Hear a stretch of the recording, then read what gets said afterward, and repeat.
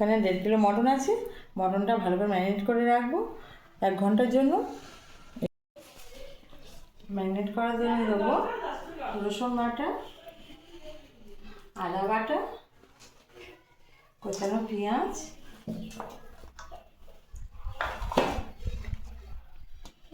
সর্ষের তেল,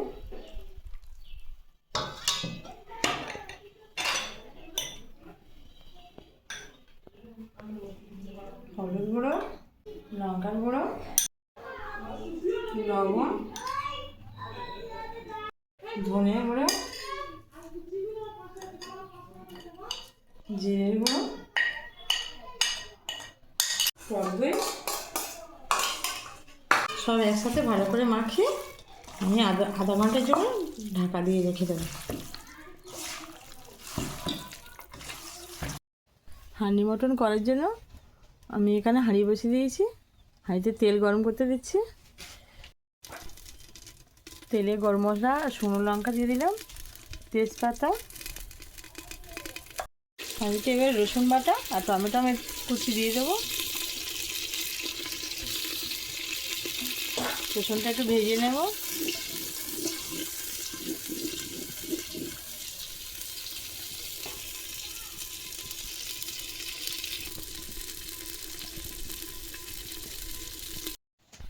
আমি 1 ঘন্টা আগে মটনটা ম্যারিনেট করে রেখেছিলাম।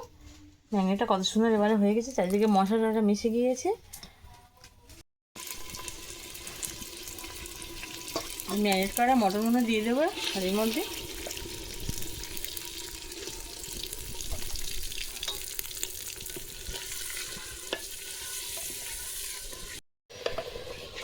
আস্তে আস্তে মটনটা নাড়তে হবে, যেহেতু মাটির হাঁড়ি, এই জন্য এখানে আমি কাঠের খুন্তি নিয়েছি। মাংস থেকে তেল ছেড়ে দিয়েছে। মাংসে ভাজা আলুগুলো দিয়ে দিলাম, সামান্য জল দিয়ে দিলাম।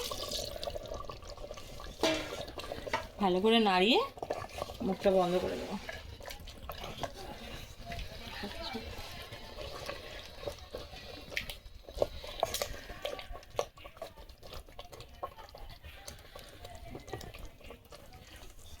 ঢাকনা দিয়ে দেবো। আটা দিয়ে হাঁড়ির মুখে চারধারে আটকে দেবো। চারিদিকে হাঁড়ির মুখটাকে আটা দিয়ে এইভাবে আটকে দিলাম। এই কাঠের আগুনে আমি 1 ঘন্টা বসিয়ে রাখবো, মাংসটা সিদ্ধ হওয়া পর্যন্ত। হাঁড়ি মটন রেডি। বলে উনানের আগুনও লিভে গিয়েছে। মুখটা খুলবো।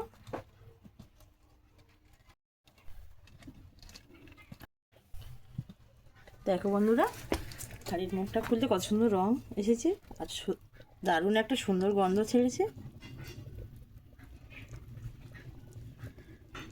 নামিয়ে নেব।